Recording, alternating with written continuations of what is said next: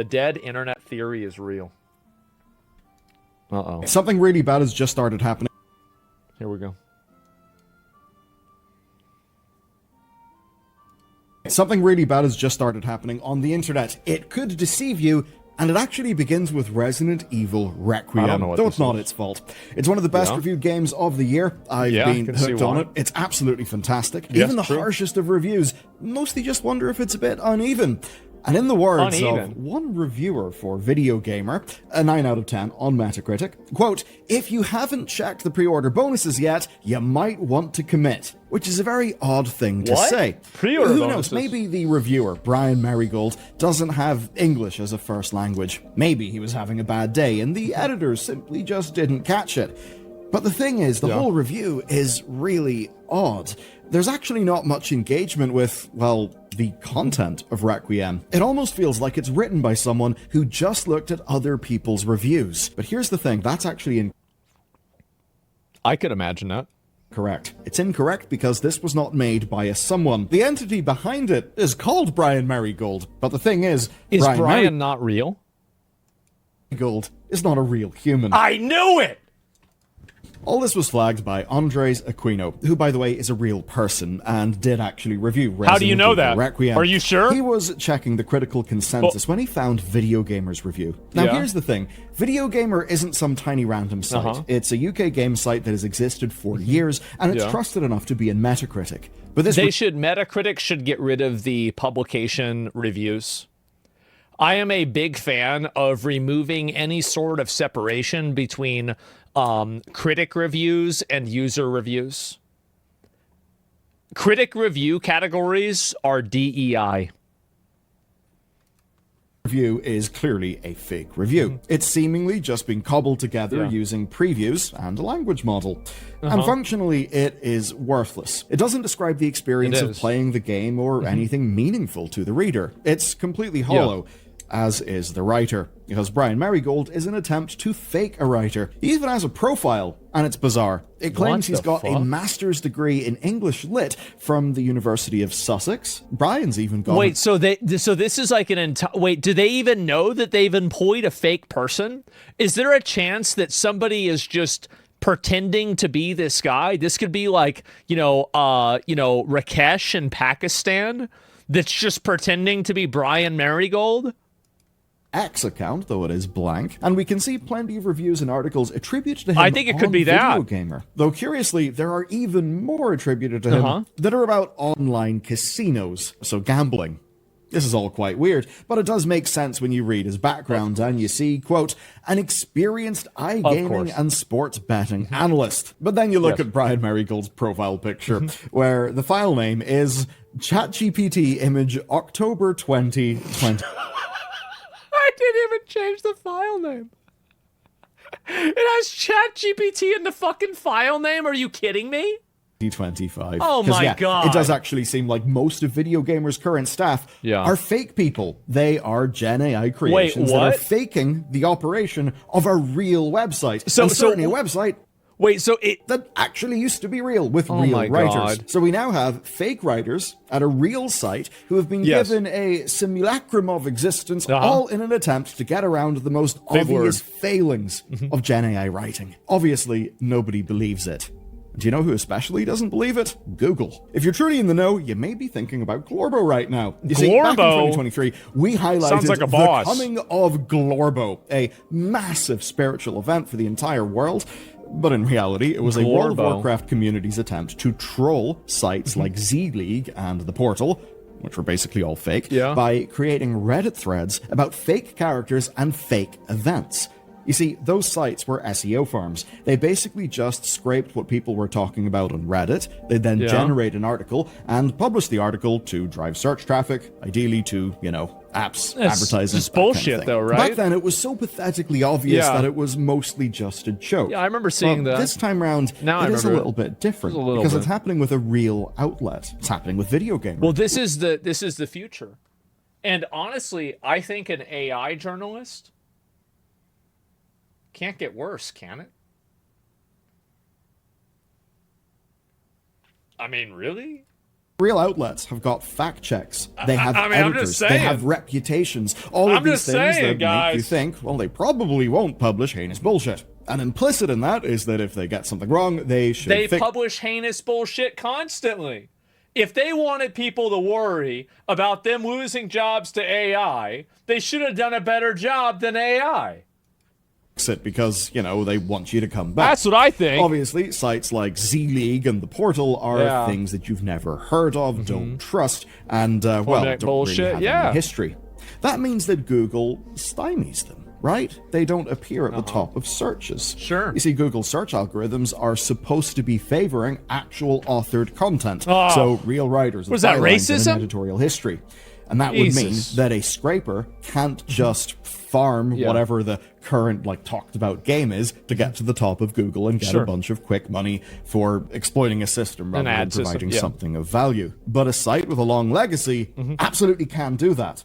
And that is why this fake review ended up on Metacritic and impacted the score for this game. Now, it's not there anymore, thankfully. Yes. Metacritic told Eurogamer that they will never include an AI-generated review, and that if they discover one, the cost is removal and severing ties with the outlet while they investigate, which is good. Wow, good. I mean, like, honestly, if they're not, as I said, I don't think that we should have any critic reviews, period. There should be no critic reviews, because the thing is that critic reviews allow journalists to create a false consensus about products that are really misrepresentative to the public. When Concord gets rated a 6 or a 7 by video game reviewers, and then it dies in a week, are you really doing a service to your users by giving people that number? Obviously not. So reviews have to, like, the only purpose of a review is to help the user make an informed decision with their finances, right? Like, are you making a good financial decision or not? Well, if you're buying Concord, you're not. So the problem is that fundamentally, when reviews are not helpful to users, they lose their value. And as much as reducing reviews to scores is frustrating for nuance, Metacritic does at least respect the people who do care about the reviews. But it all flags up a kind of spooky truth and a bit of a new world that we're entering here.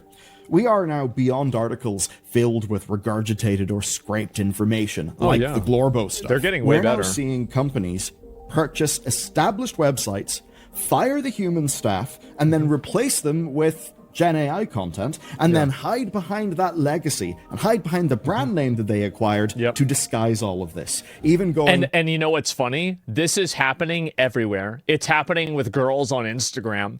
I see, like, every single time that I see a hot girl on Instagram, I scroll down on her account, and if she made her account in 2024, I just assume, or 2025 too, I just assume it's not a real girl. It's just a fake girl. I do. As far as to create full profiles for these fake writers. That's how it is. It's There's pretty so bad. many. There are. It's not speculation. And now I think that we are in a world now where there are probably more fake girls. And I'm not talking about girls that are fake. I'm talking about literal girls that do not exist on Instagram than real girls. Talk about the whole corporate story behind it. What I'm going to talk about isn't speculation. Yeah, exactly, right. It is the account of staff who used to work at Video Gamer, the account of real humans. So, whenever ClickOut acquired the site and took over, they started doing gambling and casino coverage. Loads of the staff. We love gambling. Left in protest. And it was odd to see a site called Video Gamer that we know for video games have on its little Google thing video game and online, like, casino news. Oh, there it is. Felt odd, but you can kind of see why. I have to imagine that ads and casino content pay out pretty well. It's like a 10x. Big money. Huge money. Mega money. Now, one of these writers, Max Nickel, claims that she was supposed to write the rest. Remember, guys, you can play a slot machine, and you can win 2,000% of your money back from that slot machine. But if you lose, you can only lose 100% of your money. Do the math. Resident Evil 9 review for the site, but then she was laid off alongside most of the other editors and staff back in February. Now, that is when Video Gamer's corporate owner, ClickOut Media, decided to lay off most of their editorial staff. not just at Video Gamer, but also at Esports Insider and The Escapist. After forcing many of those staff to sign NDAs in order to get their severance, they basically just replaced them with AI. Some AI-generated stuff. That's right. But not completely new AI-gen stuff. It's stuff that they were already doing to pump out loads of casino recommendations. Oh, we love really casinos. Weird, isn't it? And the only way they could expect their casino articles to do well is, of course, the legacy of these sites. And that means that, say, videogamer.com can actually pull off this Gen AI bullshit business model in a way they will be able to. This will be the future. And I think this is happening in a lot of places, too. I think what's happening is that a lot of writers probably use generative AI in order to outline what they're going to say, and then they rewrite it in the way that they want to write it. But they probably use generative AI in some form of the creative process, probably at the very beginning. Some random site that somebody just started up yesterday to do a grift, well, fundamentally couldn't. But the levels of banditry actually do go deeper. So this niche website here is Adventure Gamers. It's operated since 1998, and it was bought out last year. Wow. Now, its forum archives have got more than 2 decades of niche information from people passionate about those games that have all now been wiped because the site has refocused to being about... pragmatic way. These guys make Gamba games. A slot that can strike boost your reels? Oh my god. Wow. And then they're also making Pokemon announcements too. And then Arc Raiders. And then Gamba time. Gamba. EvoPlay launches Gems of Ra 3. This is another... I hate to say it, guys. I know which ones these are. I watch people gamble. I do. I like watching people gamble. It's like watching an ISIS execution, but it's in like really, really slow motion. It happens over like maybe 10 years. And so Gems of Ra 3 is it's the Egypt game, Gamba game, right? Obviously, the god of sun. I think Ra is the god of sun. Pots bring god-powered bonus boosters to ancient Egypt. Online slots and casinos, which is exactly what you would expect if you went to AdventureGamer.com. And what we see is that company after company, the pattern is the same. Buy a legacy site, fire all the staff, and puppet the corpse. And ClickOut are not the only group doing this. There are companies like Valnet who buy up sites, fire everyone, and then retain an endless tide of new writers, paying them absolute peanuts to just churn out content. It's one of the reasons why the quality of written content across loads of websites has just kind of decreased over time. And I'm hesitant to blame those writers, because the same thing that limits, say, The Portal and, Glorbo and all of that from exploiting SEO is actually what pressures all of the humans into working in a very SEO-friendly way.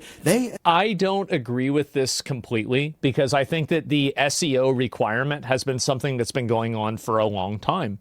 It's not like SEO was invented. SEO, search engine optimization, making sure that your videos are towards the top of search results, by the way, in case anybody wasn't paying attention. So basically, this has been a meta game on the internet for 15 years. It's probably longer than that, really, ever since the internet's existed. You had the Epstein files. We're talking about SEO, right? So this is a very, very long-term thing. And the thing is that now you have AI that's helping you do it. But the reason why some people's SEO gets very high is a amount of content, right? For me, for example, I don't know if you guys know this, but if you open up, I opened up on my PS5 and I typed the letter A and Asmongold came up on my PS5 on the YouTube search. Not any sort of other variation of it, not Asmon, but just the letter A. And one of the big reasons for that is because we put out so much fucking content. There are so many videos coming out that, big surprise, you're going to have a lot of people searching for it. Did you try it incognito? I was not logged in, and it was my console that I had just installed the YouTube app on, and I had never used it before, and I only had one game installed on it ever before. Essentially have to now. That's why you see guides across so many sites, as one little example. So what we're seeing is very little traction on high effort, unique original reporting, and basically just the press and formalized structured outlets with meaningful backing kind of being pressured like never before on... Well, think about this, right? And Bellior remembers this. Do you remember all those dick-sucking retards that made all of their glowing reviews for New World and how amazing the game was, and all of their screenshots were from level 18? But then me, the actual virtuoso that had 2 level 60 characters in the beta because I had a mental illness, was saying the game was bad, and then everybody was using these reviews to try to like fucking discount me and tell me that I was wrong. Well, I was right, just like all the other times, and everybody else was wrong. So the fact is that, but New World was like the biggest game in the world, right? It was the biggest game in the world at the time. And so, not maybe not in the world, but like it was a huge game, super popular. So like everybody wanted to get the review out fast. And because of that, they didn't actually review the game in a comprehensive way. And I think that that's one of the natures of like video game reviews in general and how they fall short in terms of long-term live service games.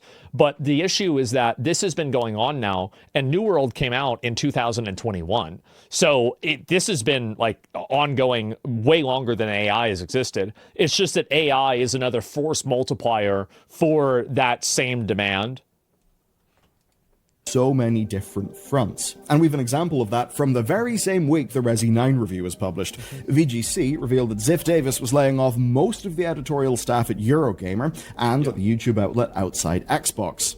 And of course, this was not the first round. All of these sites were acquired in 2024 when the previous owner, ReadPop, just wanted out of the media business. Yeah, I don't blame him. And, these sites have just been cut and cut and cut since. Yeah. It's a good thing the Digital Foundry just got out and got to be independent. Holy shit. Now, the people who have been gutted there's also like the idea that there are some companies that aren't doing this. Like, I would be shocked if there were not writers for places like the New York Times and Forbes that use AI to outline their outline their articles and outline their editorials.